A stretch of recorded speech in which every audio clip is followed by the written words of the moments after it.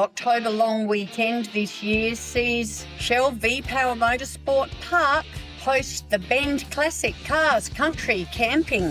We're lucky enough to catch up with Robbie Mortimer. He's on at 6:30 on the main stage on the Saturday, in between James Blundell and co-headliners Lee Kernaghan and James Johnston. He's been to all the other country music festivals, and gee, we're good at putting on festivals in Australia, aren't we? Now he comes to the best one, the Bend Motorsport Park, Tailem Bend. Let's catch up with the 32-year-old Australian country rock artist and find out what else he's up to.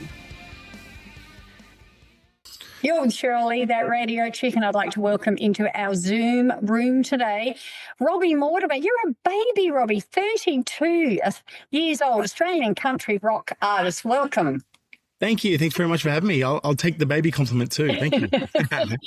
Now, what a absolutely fantastic time to be in country music, right? Yeah, it's all seeming to pop off. I obviously grew up loving and listening to country, still living here in country New South Wales, and so yeah, it's funny. I used to cop it a little bit for listening to country music growing up, and now it's popular. So I've got something to give back to some of my mates.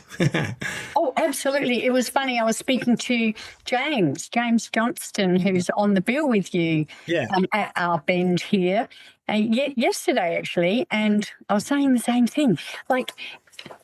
Liking country used to be not so cool. Now, you guys are the coolest of the cool. No, it's very, very popular now. So I think James has led a lot of that race for us Aussies for quite a number of years now, and then other incredible acts like, as I'm sure we'll speak about, Lee and all those others as well. So yeah, it's very popular at the moment, which is great. Yeah, it certainly, has been on a massive trajectory for a while now. So good to see you on that ride, Robbie. Now, you, as you mentioned, grew up on a farm in country New South Wales, and I usually ask, was music in your DNA? But you had something else also in your DNA as well, didn't you? As in your family I'm a South Australian. I'm league challenged. Is it rugby challenged? What is it called? Yeah, rugby league. Yeah. So yeah, my dad played dad and uncles played for the Bulldogs for about 13 years, or during the 80s, and then one of my brothers played for Roosters and Parramatta and a couple other clubs. Yeah, so that's been pretty cool to kind of grow up with that competitive background. But I think the nice thing, as I mentioned, grew up on a farm in country New South Wales, and mum and dad always just encouraged us to do whatever we wanted to do as long as we did it properly. And I had many different paths before really kind of settling on the music stuff. So very grateful for mum and dad and my upbringing for allowing us to do what our really heart desired. And yeah, mine was definitely country music.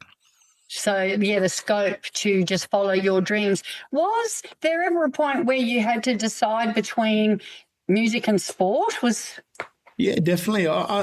My younger years, I went up to Brisbane and played a couple of years with the Broncos in the younger grades, and then up with Redcliffe Dolphins as well. And then I think it kind of got to a point where I think the music just kind of, I was a little bit more passionate about it. And as I said, I tried some other career paths as well. I was a special needs school teacher in my hometown before stepping into the music stuff full time. But music's always been, the thing that makes me the happiest and makes me tick. So why not do something you're happy with every day?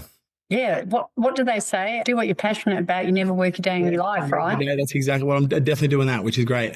Good on you. Now, 4 older brothers. I've got 5 children as well. I take my hat off to your mum. Yeah, we're very lucky. We mum and dad have somehow survived you can imagine exactly what it was like, but I'm sure they wouldn't change it for the world, and we wouldn't either. We're very lucky. And we work for our mum and respect our dad very much for the way he brought us up too. So very awesome. Lucky.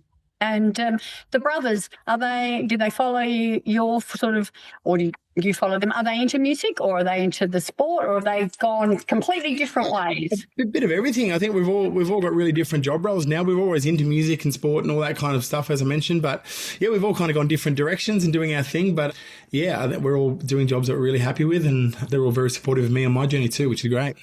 Well, you can't really ask for more than that, can you, if everybody's happy, with the path that they've chosen. Now, we in Australia we know how to throw a country music festival, don't we? That's right. Oh, yeah, we found that out. That's for sure. It's our forte, I reckon. Now, you've featured on a lot of the top festivals: CMC Rocks, Groundwater, the Gympie Music Muster, Meatstock, headlined for PBR Tour 3 years running, and crowned Entertainer of the Year.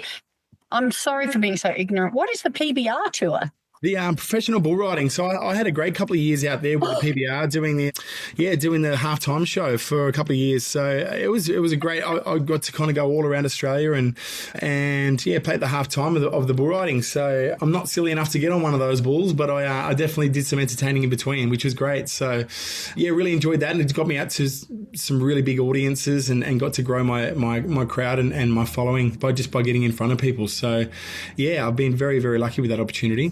Just to top it all off, you're coming to the best one. You're coming to our state in South Australia, the Bend Classic. Cars, country and camping. That is on the long weekend in October, and you are on the main stage just before Lee and James hit the stage. Yeah. Have you been to South Australia before?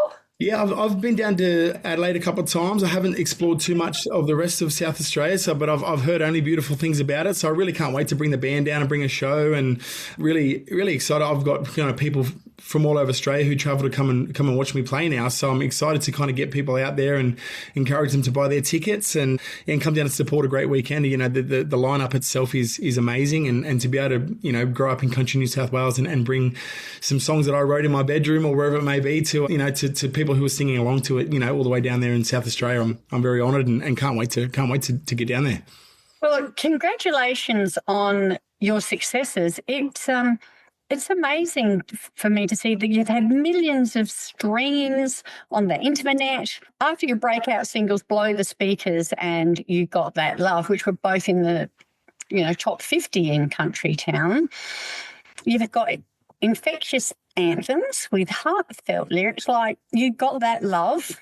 That was in top 10 finalists for the music video of the year. Congratulations. Yeah, thank you. That was a fun one. We just had a bit of fun with that. Filmed it in our hometown, and one thing I'm very proud of is I use all local people I grew up with. We filmed at the IGA there, and then my bass players also does my content and video stuff with me. So yeah, that was just a fun kind of taking the mickey out of myself a little bit. Bit of a film clip that went quite well, and yeah, we got a top 10 finalist for a global unsigned awards, which is cool, and it went number 1 on CMT as well. So yeah, I love that kind of creative side too, not just the songwriting and the singing and the live performance, the actual kind of creative side of making music videos. I grew up watching Rage in the morning and all that kind of stuff, so I've always loved my music videos and stuff like that. So yeah, so that was good to get some accolades for that, but it's more so just fun to create them and let other people bring some joy to some other people as well.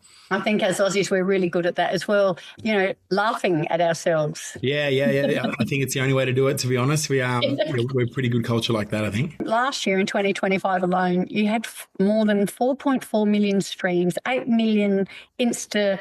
I don't even know what I'm saying. This is a bit of a different language. I'm very impressed there. Well done. I'm very impressed. Insta real views and 55,000 on Insta. So congratulations. Yeah, thank you. It's a little bit of a different world, I think, than it was a while ago, and you seem to be navigating it extremely well. Yeah, and it's funny. I always thought I probably would have enjoyed coming up in the 90s and early 2000s where you could go around and sell your CDs and this and that. This online world's a little different, but we're so lucky as well to be able to have people down your way being able to just to listen to my music from the click of a button, and then hopefully come and sing them word for word when we're playing at the Bend there in October. So yeah, no, it's an ever-changing world, and I'm willing to adapt with whatever way it goes, as long as I'm sticking authentically to myself, and that's the main thing for me. Exactly right. So you've also supported some great, iconic acts like the Beach Boys and the Temptations. How was that? What was that like? That was amazing. That was kind of probably at the start of my musical journey, where I was given this opportunity to open for the Beach Boys. I had a great chat to Mike Love, and I grew up listening to that music. So that was really, really special, and got some great advice. And I think it just, every time you play something like that, or other things, it really, I don't know, sparks a bit more of a fire in you, and you get an amazing feeling when you get to sing songs that I wrote. As I said, it's very special. So apart from coming to the great state of South Australia and playing at our Bend Classic, you've got a couple of other things on the go as well. Before that, you are going to, and I must admit, I hadn't heard of this one. I thought I'd heard of all the country festivals, but I haven't heard of the Tara Festival of Culture and Camel Racing. Yeah, so that'll be a fun one. That's in a couple of weeks. We're heading up to Queensland, a little country town called Tara, and yeah, apparently it's an amazing weekend. The whole wider community gets out to that as well. So I've been lucky enough to go and see quite a bit of our beautiful country with a guitar and with my band, and as I said, singing songs. So I get around a lot, but get to meet some amazing fans, and fans become friends, and they become on the journey. So yeah, I'm very, very, very lucky to be able to do that. You got the Gympie and Music Muster in August, and then after us in South Australia here at the Bend Classic, you've got Savannah in the round. So no rest for the wicked. I know, right? I wouldn't have it any other way. It's great. It's exactly. Yeah, I absolutely love it. So yeah, no complaints here. So it's the Shell V-Power Motorsport Park. Sorry. That's Barnsey. He's asking if I can do backing vocals for him. There you go. Sign you up. You might get a job with me as well. Look out. And also, if you need a tambourinist, I'm your woman. Oh, there you go. As long as it's in time. Now, let me say that again. So it's the Shell V-Power Motorsport Park event called the Bend Classic. It's in the long weekend in October. Not only have you got some fantastic artists coming, but there's heaps and heaps of other stuff on the go. Barbecue competitions, cooking sessions, ute musters, axe throwing, car displays, racing and classic cars, and a Sunday night driving family movie. Yeah, it's going to be a really, really good one. So I think it's a really good event for people to bring their families, and there's just something for all ages and people of all demographics. You don't just have to be into cars or country music or whatever. I guarantee that if you come along to it, you'll find something that you really like, and open your mind up to maybe some things you haven't before. But to have people like Lee Kernaghan, he's just an Australian legend on the lineup, and James and myself and Tori Dark, and some other really, really good acts that are coming down there, and will really rock the socks off the Bend there. So yeah, I very much encourage people to get out there and come and support it. It's going to be an awesome event.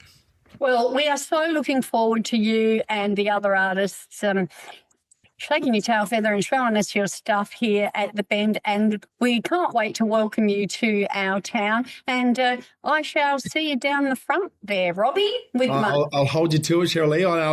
I'll be taking attendance, so I'll see you front and centre.